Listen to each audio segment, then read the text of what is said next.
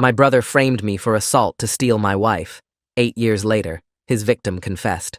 Amanda's voicemail was 20 seconds long. Henry paid me to lie about you. I have proof. Please call me. 8 years after losing everything, those words should have meant vindication. Instead, I threw up. In 2015, my brother Henry destroyed my life with surgical precision. Got a woman to claim I'd assaulted her.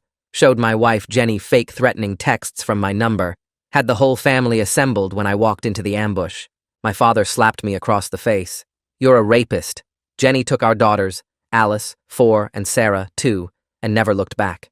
My parents disowned me within hours. By the next week, I'd lost my job, my home, my entire existence. Henry had always been obsessed with Jenny.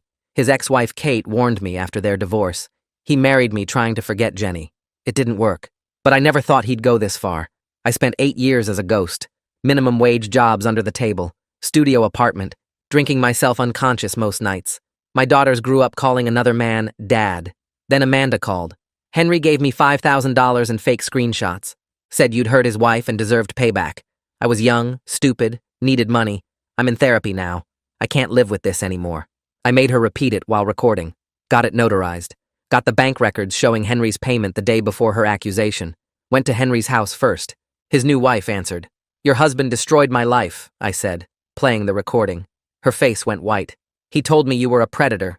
That's why you're banned from family events. He wanted my wife. This was how he tried to get her. She started crying. Oh my God. Jenny needs to know. Jenny had remarried 3 years ago. When I showed up, she almost called police until she heard Amanda's confession. She collapsed in her doorway. 8 years. I kept your daughters from you for 8 years. They don't even know me. They think Joseph is their father. They don't know you exist. My parents aged 20 years in 20 seconds when I showed them the evidence. What have we done? My father kept repeating.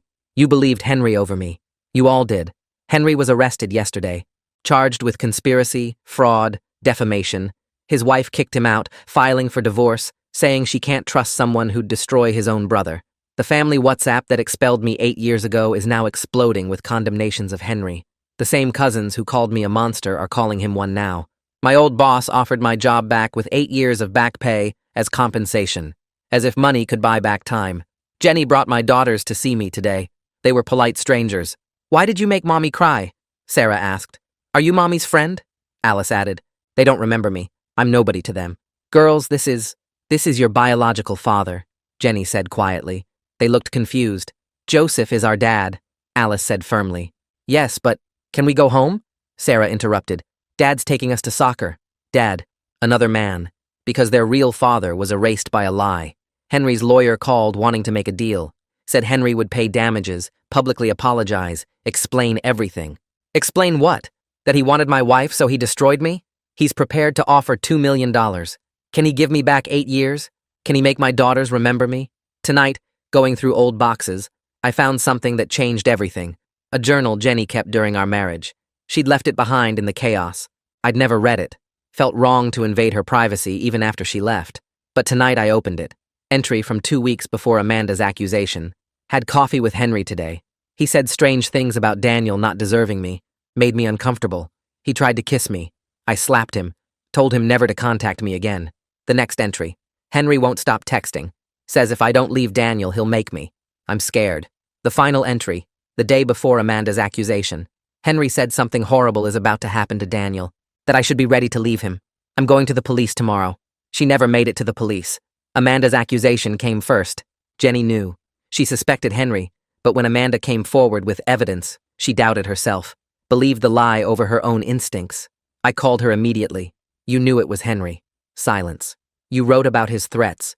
You knew, and you still believed Amanda. I was confused. The evidence seemed so real. You chose to believe I was a monster rather than trust what you already knew. Daniel, please. You could have prevented 8 years of hell with one word. One single word of doubt. The line went dead. My phone's buzzing. Jenny, my parents, the family. But there's also a text from an unknown number. Amanda lied about lying. I have video proof. Henry's innocent. You're not. A friend. I stare at my phone screen where the anonymous text glows in the darkness of my apartment. The words burn into my eyes. Amanda lied about lying. I have video proof. Henry's innocent. You're not.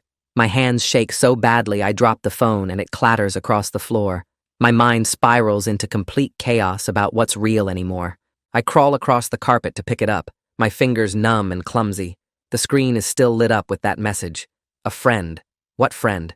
Who would do this? I scroll up to see if there's anything else, any other texts I missed, but there's nothing. Just that one message sitting there like a bomb. I try to call the number, but it goes straight to a recording saying it's disconnected. I throw the phone across the room and it hits the wall with a crack. Then I'm on my knees, breathing too fast, my chest tight. 8 years. 8 years of being called a monster. 8 years of losing everything. And now someone says it was all true? That Amanda's confession was the lie, not the accusation? I grab Jenny's journal from where I left it on the coffee table. My hands are still shaking as I flip through the pages. Had coffee with Henry today. He said strange things about Daniel not deserving me. Made me uncomfortable. He tried to kiss me. I slapped him. The words are right there in her handwriting. Henry won't stop texting. Says if I don't leave Daniel, he'll make me. I'm scared. That's real. I saw her write these things. But the text message keeps flashing through my mind. Video proof. What if there's actually a video? What if I did something 8 years ago that I don't remember? I was drinking so much back then, before everything fell apart. What if there's something I blocked out? I pace back and forth in my studio apartment, wearing a path in the cheap carpet. The walls feel like they're closing in.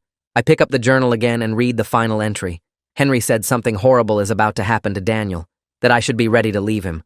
I'm going to the police tomorrow. She was going to the police. She knew Henry was dangerous.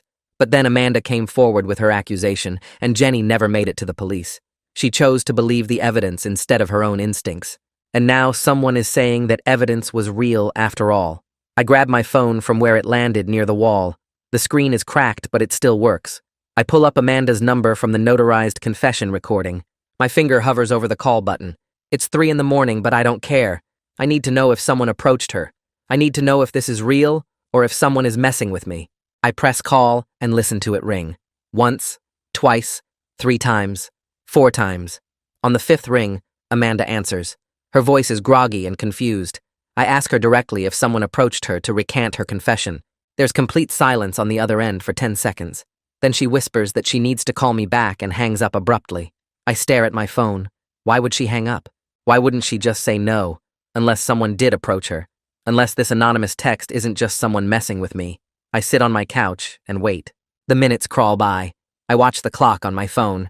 3:15, 3:30, 3:45. Finally, at 5:30, my phone rings. It's a number I don't recognize. I answer, and it's Amanda. She sounds scared. She tells me a man contacted her 3 days ago offering $20,000 to say she made up the confession. She refused and blocked him, but he kept creating new numbers to contact her. He knows where she lives. He knows where she works. She's terrified. I ask her if she recorded any of the calls. She says no, she was too scared. But she saved the text messages from the different numbers. They all say the same thing. Take back the confession and get paid. Keep quiet and stay safe. I tell her to send me screenshots of everything. Then I tell her I'm recording this call. She agrees. I ask her to repeat everything she just told me. She does, her voice shaking. The man who contacted her. The $20,000. The multiple phone numbers. The threats about knowing where she lives. When she's done, I thank her and tell her to go to the police. She says she's scared, but she'll try. I hang up and immediately check my recording app. It's all there. Amanda's voice explaining about the man trying to pay her to recant. I save the file and make 3 backup copies. Then I get dressed. It's 6 a.m, but I don't care. I need to take this to Detective Cooper right now. I drive across town to the police station. The sun is just coming up, turning the sky pink and orange. I park in the visitor lot and walk inside. The officer at the front desk looks surprised to see anyone this early. I tell him I need to see Detective Cooper about the Henry Holt case. He makes a call and tells me to wait. 20 minutes later, Cooper comes out looking tired. He's holding a coffee cup and his tie is loose. I follow him back to his office. He sits down behind his desk and asks what's so urgent. I pull out my phone and play both recordings. First Amanda's original confession where she admits Henry paid her to lie. Then the new recording from this morning where she explains about the man trying to pay her to recant. Cooper's expression grows darker as he listens. When the recordings finish, he leans back in his chair. He explains this sounds like witness tampering, which is a separate serious crime. It could be connected to Henry or someone working on his behalf. He asks if I have the anonymous text. I show him my phone. He takes pictures of the message and the disconnected number. Then he tells me he'll investigate this, but it could take weeks. He warns me not to contact the number or respond to any messages. I should let him handle it. I leave his office feeling like I'm drowning. After finally having proof of my innocence, someone is trying to destroy it. Someone is trying to make me question everything again. I get in my car, but I don't start it.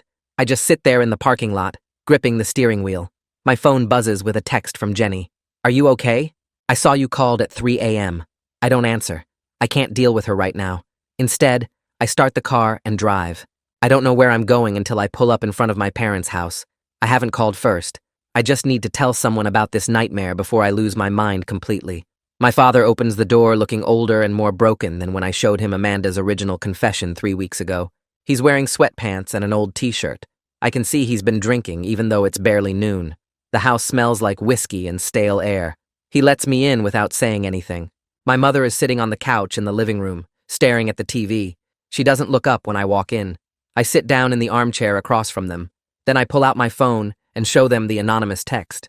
I explain about the man trying to pay Amanda to recant. I watch their faces cycle through confusion, horror, and something that looks like desperate hope. My mother's eyes get wide. She leans forward.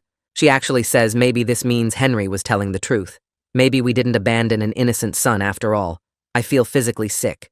Part of her wants me to be guilty so she doesn't have to live with what she did. My father tells her to shut up. He apologizes to me, but the damage is done.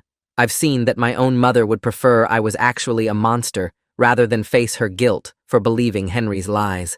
I stand up and walk to the door. My father follows me. He tries to say something, but I cut him off. I tell him I came here thinking they might care that someone is trying to destroy my life again. But I was wrong.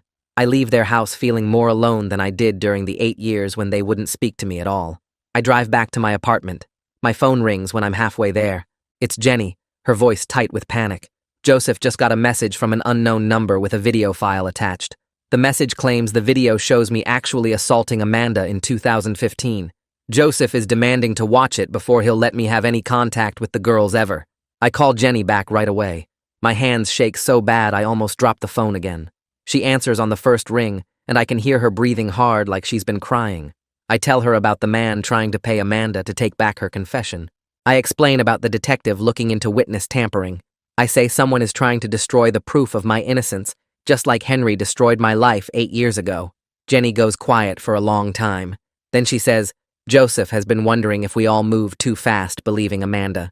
She says this message about a video is making Joseph worried about letting someone dangerous near the girls. Her voice sounds wrong, like she's already half convinced I might actually be guilty. I feel sick listening to her. After everything we learned, after Amanda's confession and the bank records and Jenny's own journal entries about Henry threatening me, Joseph still doubts, and Jenny is letting him doubt. I hang up without saying goodbye. I sit in my car in the dark parking lot, and the truth hits me so hard I can't breathe. Even though I got proof I'm innocent, I'm about to lose my daughters all over again. This time because of a video that probably doesn't even exist. The person sending these messages is using the exact same trick Henry used. They're creating doubt with promised evidence that makes people believe the worst about me. And it's working. Joseph is already preparing to cut me off. Jenny is already wavering. My parents wanted me to be guilty so they wouldn't have to feel bad. Now Joseph wants me to be guilty so he doesn't have to share the girls. I drive home and pour myself a drink. Then another. Then I just sit on my couch, staring at my phone. At 11:47 p.m., it rings. Detective Cooper. He says they traced the anonymous number to a burner phone someone bought with cash at a drugstore 3 weeks ago. No security cameras that worked. But the man bothering Amanda matches someone a witness saw meeting with Henry's lawyer at a coffee shop 4 days ago. The detective explains this could mean Henry's legal team is setting up witness scaring on purpose. If they can prove it, Henry could get years added to his sentence. I thank him and hang up. Then I forward everything to Jenny and Joseph. The detective's official statement, the information about the burner phone, the connection to Henry's lawyer. I write a message saying the anonymous texts are witness tampering connected to Henry's defense. I hit send and wait. An hour passes. Finally, Jenny responds. She says Joseph still wants to see the supposed video before making any choices about me seeing the girls. I want to throw my phone across the room. I want to scream at the unfairness of having to prove I'm innocent twice. Instead, I just stare at the message until the words blur together. The next morning, I meet with a lawyer Detective Cooper told me about. Her office is small and smells like old coffee. She listens to everything and takes notes on a yellow pad. Then she explains I could sue whoever is behind the anonymous messages. She uses words like defamation and emotional distress, but she says we need to figure out who they are first. That could take months. I leave her office feeling worse than when I arrived. She sends a letter to the anonymous number that same day. It says, "Stop contacting me and my family or face legal action." Within an hour, my phone buzzes with a new message. The video will be released publicly in 48 hours unless Daniel Holt drops all charges against Henry and signs a statement saying Amanda's confession was forced. I stare at the message. Then I forward it to Detective Cooper and my lawyer. Part of me feels almost relieved because now they've crossed into obvious crime. The detective calls me back fast. He says this is felony blackmail. They're working with the FBI to trace the digital footprint. He explains that threatening to release revenge porn across state lines means federal crimes. Henry's lawyer calls my lawyer directly later that day. My lawyer puts it on speaker so I can hear. Henry's lawyer claims he had no knowledge of any witness tampering or blackmail. He says his client wants to help fully with the investigation. My lawyer doesn't believe him for a second.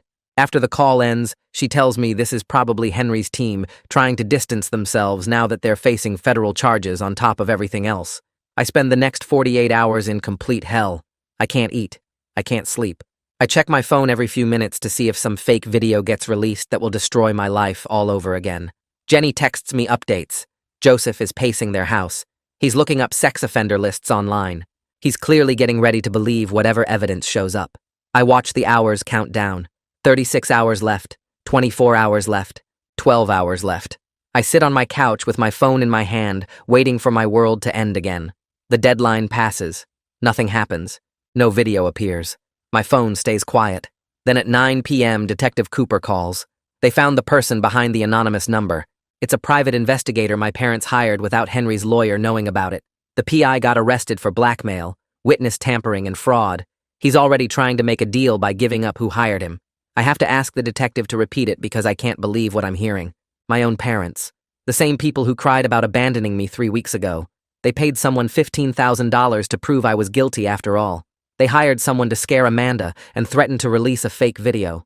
They chose Henry again, even after seeing proof of what he did, because accepting his guilt means accepting their own. Detective Cooper calls me back the next morning and asks me to come to the station because they got the private investigator to talk. I drive there with my hands shaking on the wheel, and when I walk into his office, he has papers spread across his desk and a look on his face that makes my stomach drop. The PI's statement is 12 pages long, and Cooper walks me through it point by point. Jean and Moira, my parents, hired him 6 days after Henry's arrest. They paid him $15,000 in cash to discredit Amanda's confession and create reasonable doubt about Henry's guilt. The PI was supposed to manufacture evidence, intimidate Amanda into recanting, and make it look like I had somehow forced her original confession. Cooper shows me bank records proving my parents withdrew the money in 3 separate transactions to avoid reporting requirements. They couldn't accept that their golden child Henry had destroyed his brother's life over jealousy, so they decided to prove I was guilty after all. I have to sit down in the chair across from Cooper's desk because my legs won't hold me anymore. My own parents, who cried and apologized just weeks ago about abandoning me, were simultaneously paying someone to prove I deserved it. They chose Henry again, even after seeing Amanda's notarized confession, even after seeing the bank records of his payment to her, even after watching 8 years of my destroyed life laid out in front of them. Cooper keeps talking, but I can barely hear him over the ringing in my ears. Accepting Henry's guilt means accepting their own guilt for believing him, for disowning me, for 8 years of silence while I lived like a ghost. So they tried to make it not their fault by making me guilty again. Cooper slides a document across the desk toward me. My parents are being charged as accessories to witness tampering and extortion. They could face up to 5 years in prison depending on their cooperation and the judge's decision. He's explaining something about sentencing guidelines and plea deals, but I'm not listening anymore. I should feel something hearing this news, but there's just emptiness where family loyalty should exist, just a vast nothing where my parents used to be in my mind. I thank Cooper and leave his office, walking past other detectives who probably know my whole story by now, and I get in my car and sit there for 20 minutes staring at nothing. My phone rings, and it's Jenny, and when I answer, she's already crying so hard I can barely understand her words. She and Joseph were almost fooled by my parents' scheme, she says.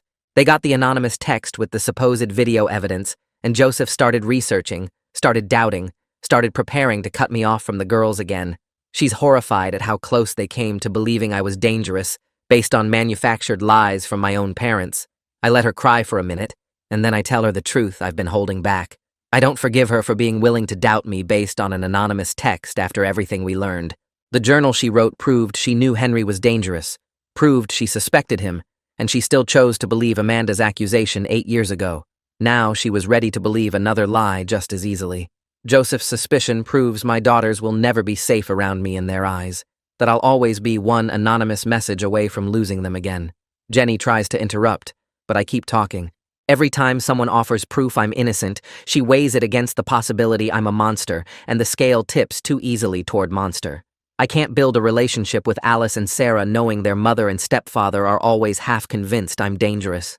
She's sobbing harder now, saying she's sorry, saying she knows she failed me, but sorry doesn't give me back 8 years, and it doesn't make my daughters remember me.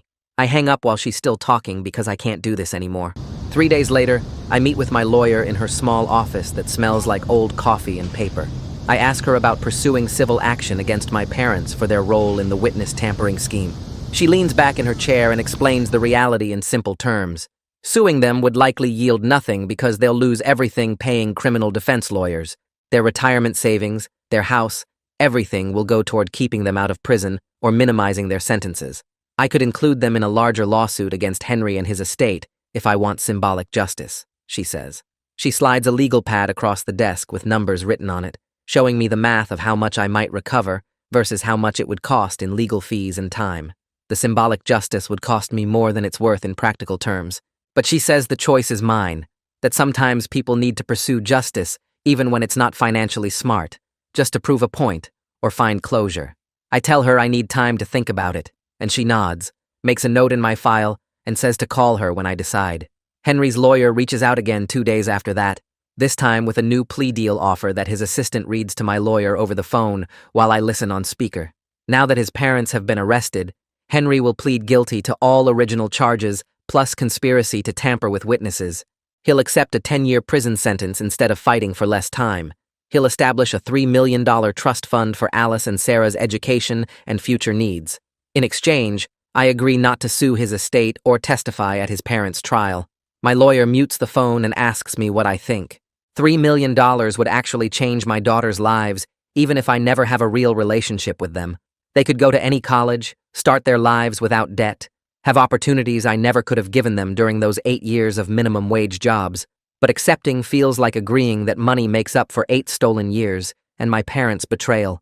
It feels like letting everyone buy their way out of consequences.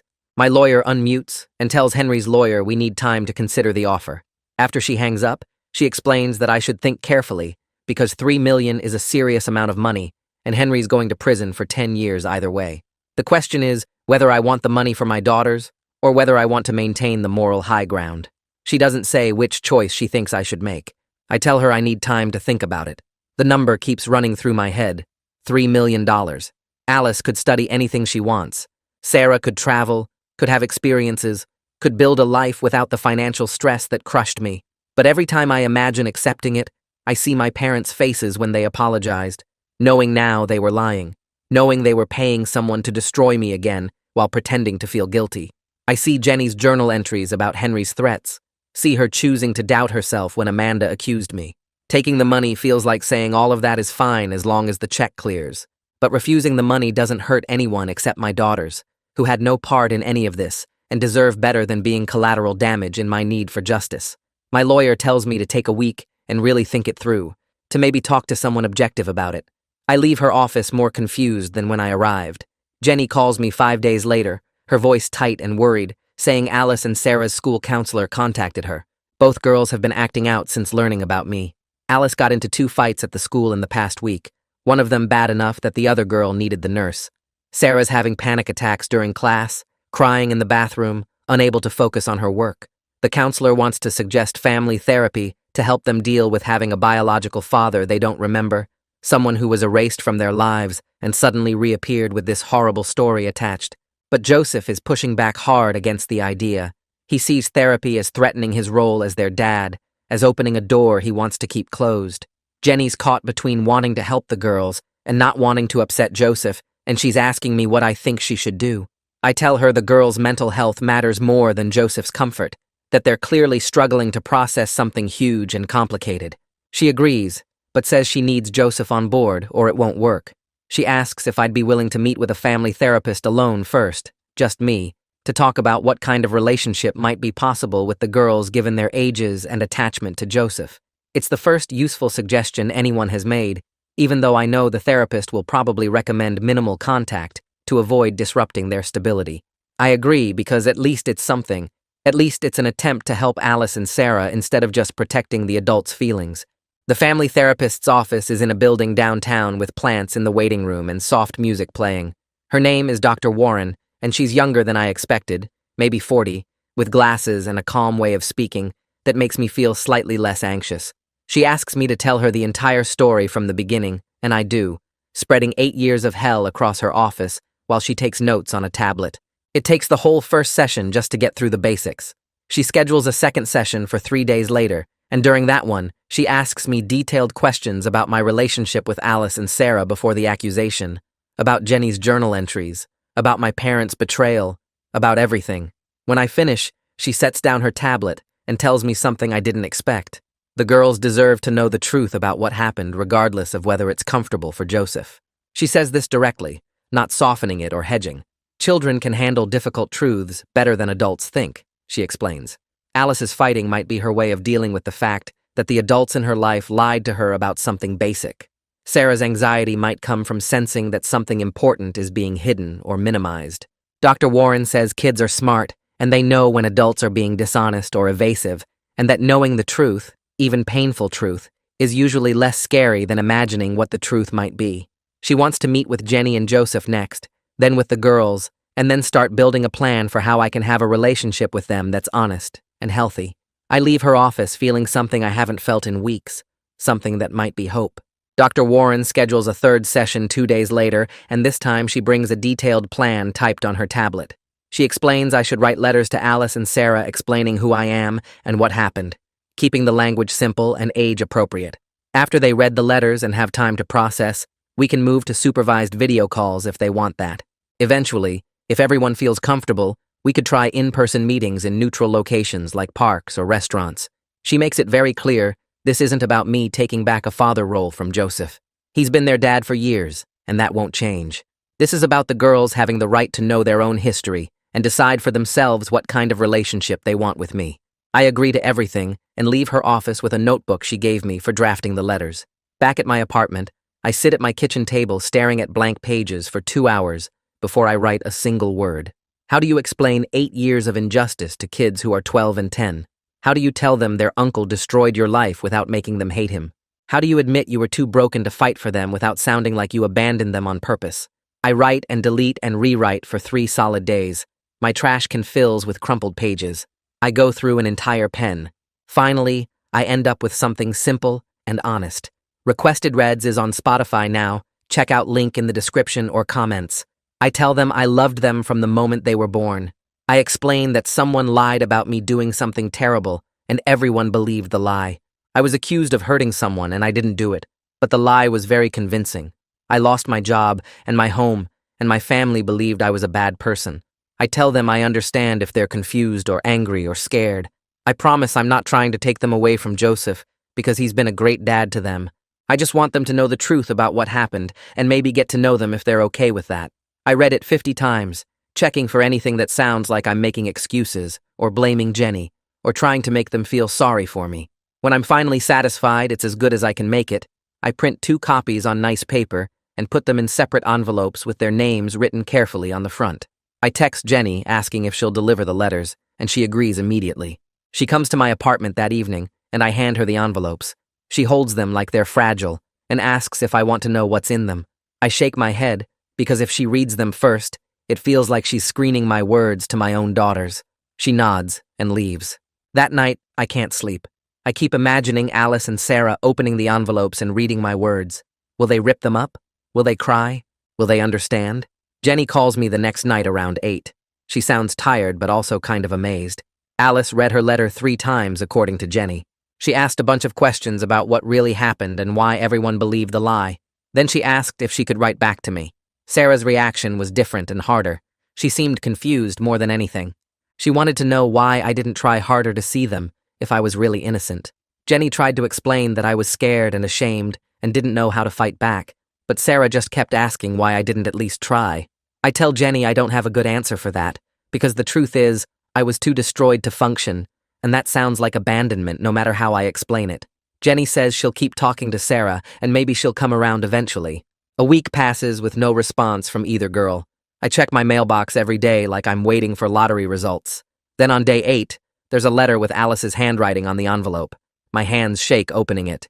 Her letter is written on lined paper in purple ink.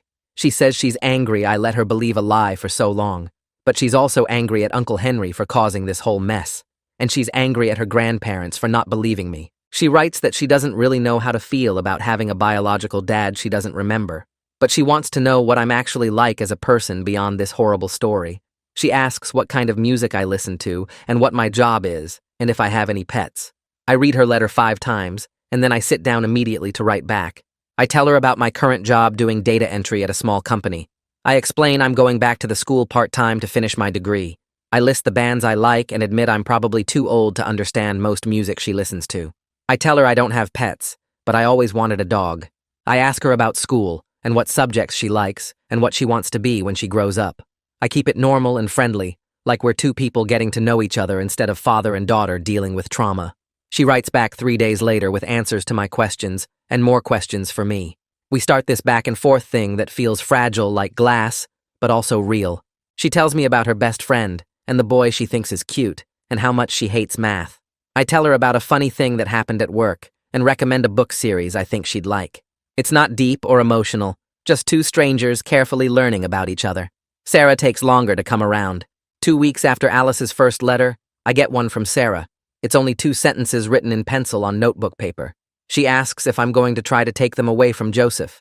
That's it. Just that one scared question. I write back the same day, promising I would never do that. I explain that Joseph has been their dad in all the ways that matter, like taking care of them and being there for them and loving them. I tell her I'm just hoping to be someone they can know and maybe trust over time, but I'm not trying to replace Joseph or change their family. I don't hear back from Sarah for another 3 weeks. Meanwhile, things are moving forward with Henry's case. His lawyer calls my lawyer with news that the trial date is set for 6 months from now. They're making one more plea offer before we go to trial. 8 years in prison instead of the original 10 years, plus the same $3 million trust fund for Alice and Sarah. The catch is, I have to agree to a statement saying I believe Henry acted out of mental illness rather than evil intent.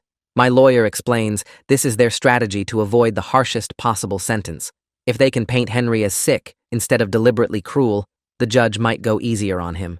I tell my lawyer no within 5 seconds of hearing the offer. I won't give Henry the cover story of mental illness to explain away what he did. He wasn't sick. He was calculating and cruel and jealous. He planned everything carefully, from paying Amanda to creating fake evidence to timing the family ambush. That's not mental illness. That's evil. My lawyer says she expected that answer, and she's already prepared a victim impact statement for the sentencing hearing. She's going to detail every single thing I lost because of Henry's lies. My marriage, my daughter's entire childhoods, my career, my relationship with my family, 8 years of my life spent in poverty and isolation.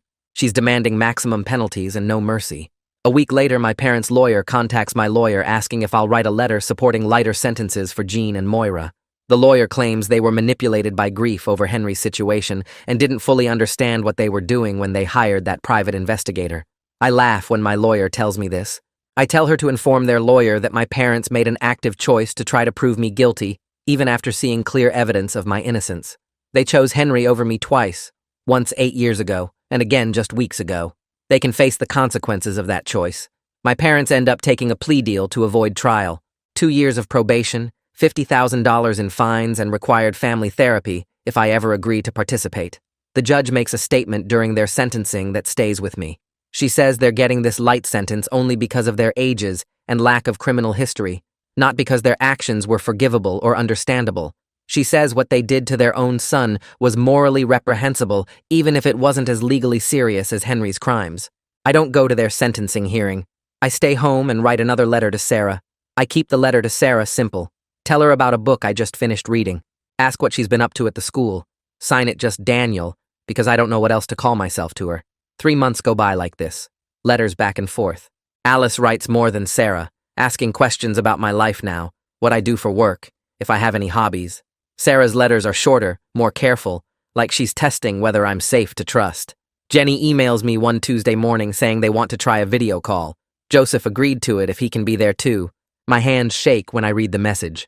I respond yes, before I can overthink it. The call is scheduled for Saturday at 2. I spend the whole week anxious, cleaning my apartment even though they won't see most of it, practicing what to say in front of the bathroom mirror like an idiot. Saturday comes, and I set up my laptop on the kitchen table, angle it so the background looks decent, wait with my heart pounding. The call connects, and suddenly, there they are on my screen. Alice and Sarah sitting on a couch with Jenny between them. Joseph stands behind them, arms crossed. I start crying immediately, which I didn't plan to do. Alice and Sarah look so much bigger than the toddlers I remember. Alice has Jenny's eyes and my nose. Sarah has my dark hair but Jenny's smile. They're 12 and 10 now. They've lived entire lives I know nothing about. Sarah shifts uncomfortably when she sees me crying. Alice leans forward, studying my face. Nobody says anything for what feels like forever. Jenny finally breaks the silence, tells the girls to say hello. They mumble hi in unison, looking at each other instead of the camera. I wipe my face, apologize for crying, tell them I'm just happy to see them. More silence. Joseph clears his throat, reminds everyone this is just to see how it goes. Alice asks me directly if I was in prison. The question catches me off guard. I tell her no, I wasn't in prison, just lost everything and lived alone for 8 years. She processes this, then says that sounds worse than prison actually. Sarah asks what I did all day if I wasn't working. I explain the minimum wage jobs, the studio apartment, the years of just trying to survive. They listen, without interrupting. Joseph keeps checking his watch. Jenny looks like she might cry. The call lasts 20 minutes. We don't talk about Henry or the accusations or anything heavy, just basic questions about my life now, what I like to do, if I have any pets. When we hang up, I sit at my kitchen table for an hour staring at nothing. 2 weeks later, we have another call. This one is slightly less awkward. Joseph doesn't hover as much. Alice asks about my favorite movies. Sarah asks if I've read the Ranger's Apprentice series. I haven't, but I tell her I'll check it out. She lights up a little when I say that. Over the next few months, the video calls become routine. Every 2 weeks, Saturday at 2, the girls start to relax. Sarah discovers we both love the same book series and starts recommending titles to me. I read them, and we talk about the characters like regular people, instead of constantly circling back to the trauma. Alice starts telling me about school, her friends, the drama with her math teacher. Joseph gradually moves from standing behind the couch to sitting in a chair nearby to sometimes leaving the room entirely. Jenny usually stays, but she's stopped looking like she's about to have a panic attack every time I talk. During one call in early spring, Alice tells me she's been researching false accusations for a school project. She's angry, she says, at how easily people believed lies without proof. She asks me directly if I'm angry at her mom. I pause, choose my words carefully, tell her I'm working on forgiveness, but it's complicated.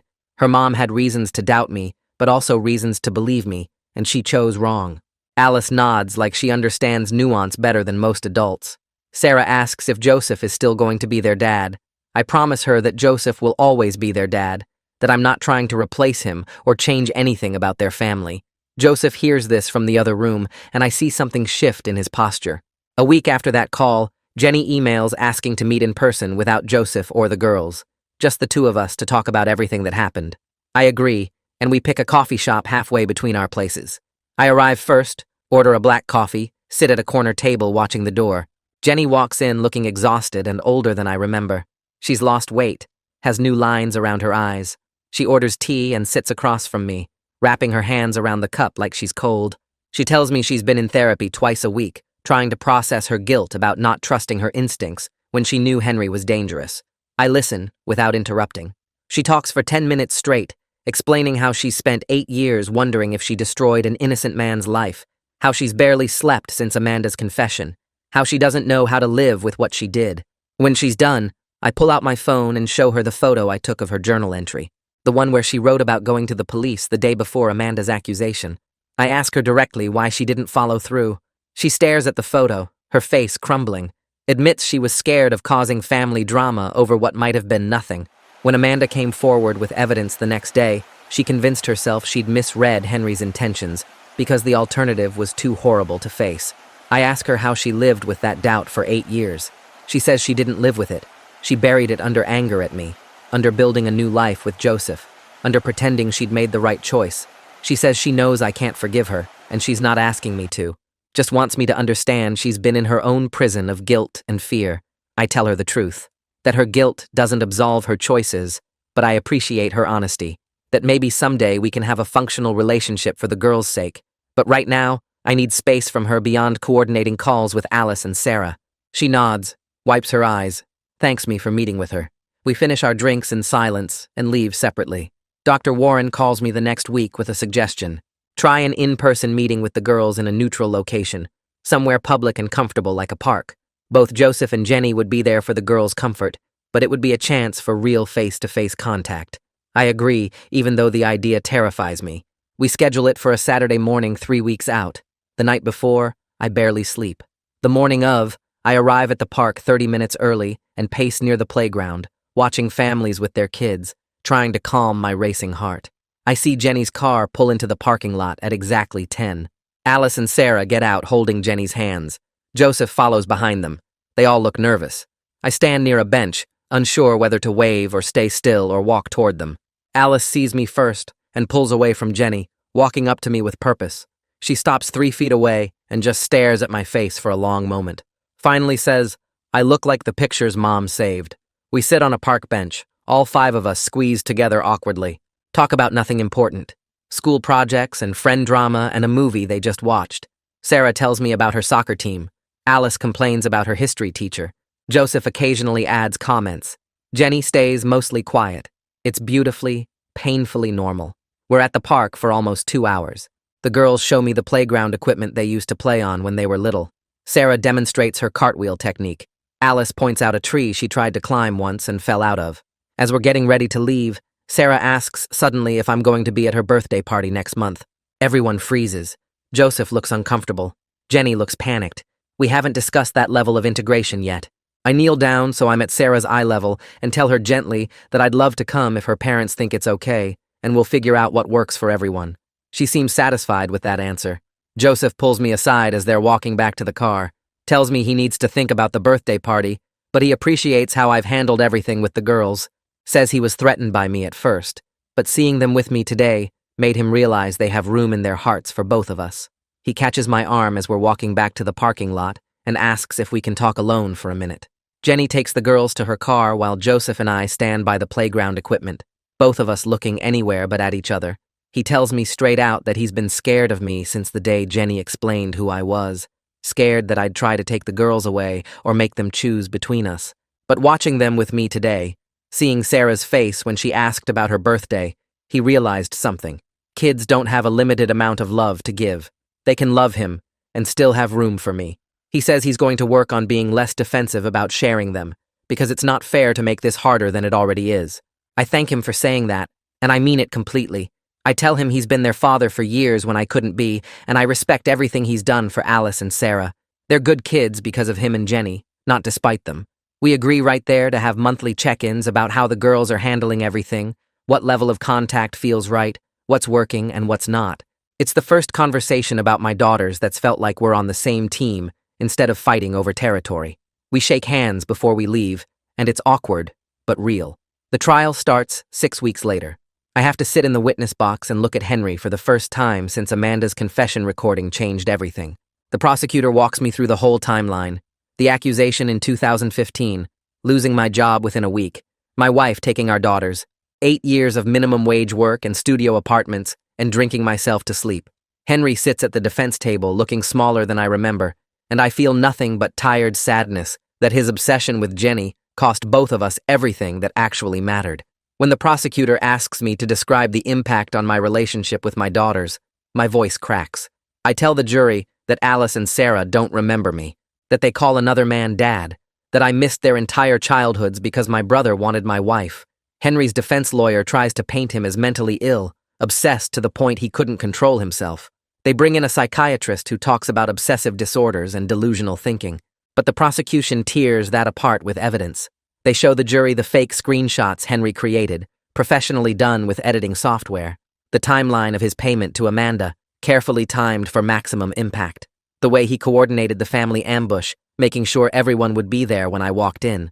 The prosecutor argues this wasn't mental illness, it was calculated destruction. The jury takes less than 4 hours to convict him on every single count. Conspiracy, fraud, defamation, witness tampering for what his parents tried to do. I watch the verdict come in and feel nothing, just empty.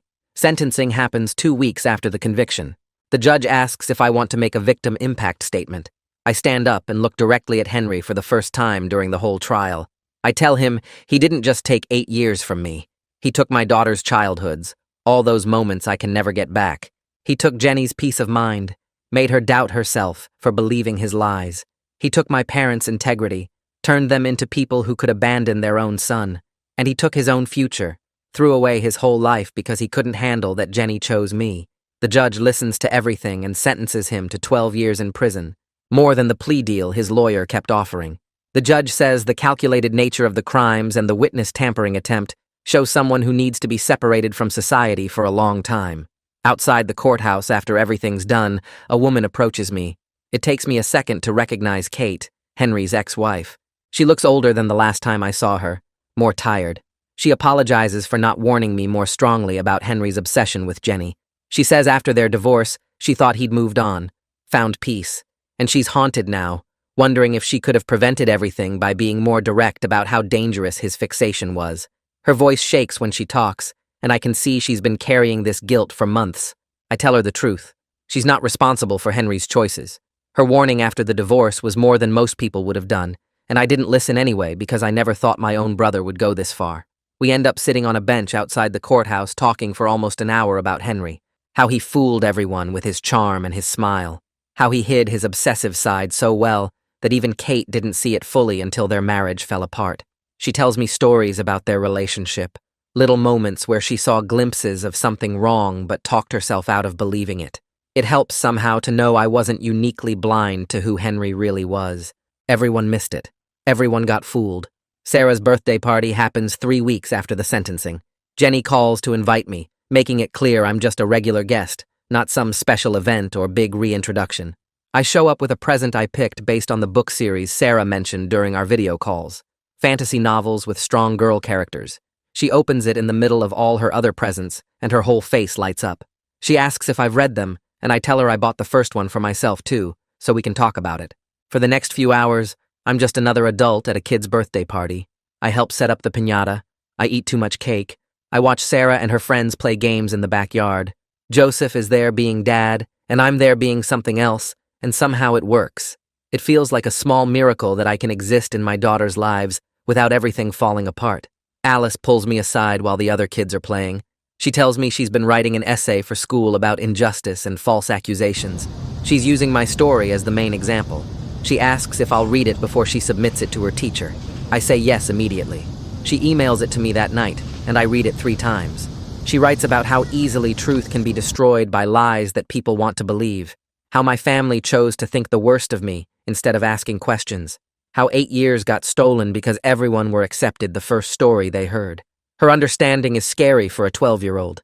She gets things about human nature that took me decades to figure out. I email her back, telling her it's powerful and honest, and she should definitely submit it. After that, I start going to the girls' school events, concerts where Alice plays violin, soccer games where Sarah plays midfielder, parent-teacher conferences where I sit next to Jenny and Joseph, and we all pretend this is normal. Sometimes other parents ask who I am, and it's awkward explaining, but Alice has started introducing me as her dad Daniel in a way that makes it clear Joseph is also her dad. She says it naturally, like having 2 dads is just how her family works. Both relationships can exist at the same time. It's not perfect, and it's not what I lost, but it's something real and growing, and most days, that feels like enough. 6 months after Henry's sentencing, a letter shows up at my apartment with a prison return address. The handwriting on the envelope is Henry's, and I stare at it for 20 minutes before opening it. Inside, 2 pages of his scratchy writing ask if I'll visit so he can apologize in person. He says he understands if I refuse, but he needs to try. I bring the letter to my next session with Dr. Warren. She reads it carefully and asks what I want to do. I tell her I don't know if I can handle seeing him.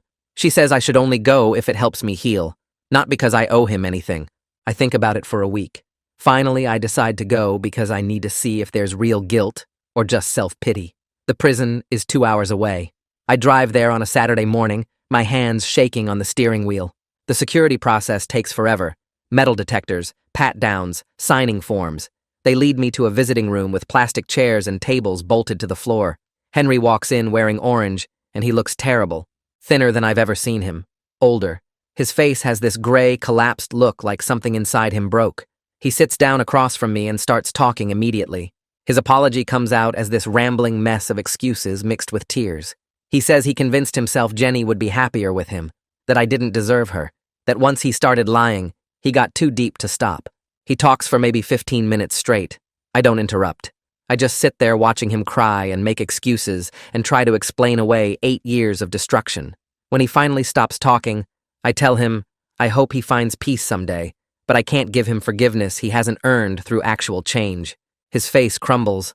I stand up and walk out. The drive home feels different somehow, lighter.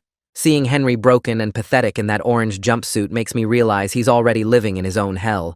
I don't need to carry hatred for him anymore. He destroyed 8 years of my life, but I'm not going to let him destroy the rest by making me bitter and angry forever. My lawyer calls 3 days later. The settlement is finalized. Henry's estate will pay $2.5 million into a trust fund for Alice and Sarah's education and future needs. Another $500,000 comes directly to me for pain and suffering. My lawyer explains the trust fund structure, how the girls can access it for college, graduate school, starting businesses. I sign the papers in her office. The money doesn't fix what was taken, but it means my daughters will have opportunities I couldn't give them, and I can rebuild my life with some actual security instead of living paycheck to paycheck.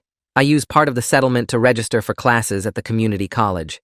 At 42, I'm the oldest student in most of my classes by 20 years. Kids fresh out of high school sit next to me taking notes on laptops while I write everything in a notebook. But I'm more motivated than any of them because I know exactly what I'm working toward. A degree in social work, then a career in victim advocacy, helping people who've been falsely accused navigate the nightmare I survived. My professors treat me like any other student, which I appreciate. No special consideration, no pity, just coursework and deadlines and tests. It feels good to use my brain again for something besides survival. Jenny calls to say she and Joseph want to try having the girls stay at my new apartment 1 weekend a month. I moved into a 2-bedroom place using the settlement money. Nothing fancy, but clean and safe with space for Alice and Sarah to have their own room when they visit. The first overnight visit terrifies all of us. I pick them up Friday evening and they walk into my apartment carrying backpacks and looking nervous. We order pizza and watch movies on my laptop. Sarah keeps checking her phone to text Jenny. Alice explores the apartment like she's documenting everything. Around 10, Sarah falls asleep on the couch with her head on my shoulder. I sit there frozen, afraid to move and wake her. After I carry her to bed, I go to my room and cry for 20 minutes. Having my daughter sleep in my home feels like something I never thought would happen again. The weekend goes okay. We eat too much junk food, play board games I bought specifically for their visit, take a walk to the park down the street. When I drive them home Sunday afternoon, Alice hugs me goodbye, and Sarah waves from the car. It's not perfect, but it's real. I start reaching out to old friends, people who believed in my innocence during the 8 years, but didn't know how to help. Some relationships are too damaged to repair. 3 people don't respond to my messages at all, but a few welcome me back into their lives with actual joy. My friend Tom from college invites me to a barbecue at his house. His wife remembers me from before everything happened, and she cries when she sees me. We stand in their backyard talking about the last 8 years while their kids play on a swing set. Tom says he tried to contact me twice, but I'd changed my number. I tell him I was too ashamed to reach out to anyone. He says he wishes he'd tried harder. We make plans to meet for coffee every other week, and it feels good to have a social network again, beyond just my daughters and their family. A year after Henry's sentencing, I get an email inviting me to speak at a conference about false accusations and wrongful convictions. The organizer says she read about my case in the news and thinks my story could help other survivors understand they're not alone. I almost delete the email. The idea of standing in front of strangers and talking about the worst years of my life makes me want to throw up. But I remember what Dr. Warren said about finding purpose in the pain. I accept the invitation. The conference is at a hotel downtown. I stand at a podium in front of maybe 200 people, lawyers, advocates, other survivors. I tell my story for 40 minutes. Henry's lies, Amanda's confession, the 8 years of exile, my daughters not knowing me. My voice shakes the whole time. Afterward, 3 people approach me. A woman whose brother was falsely accused. A man who spent 6 years fighting charges that were eventually dropped. A lawyer who represents victims of false allegations. They all say my story helped them understand their own situations better. The lawyer gives me her card and says, if I ever want to volunteer with her organization, she'd love to have me. Driving home, I realize this is the first time the nightmare has felt like it might have some actual purpose beyond just destroying me. Alice calls me 2 weeks before her middle school graduation. She asks if I'll come as her guest, not just someone in the audience.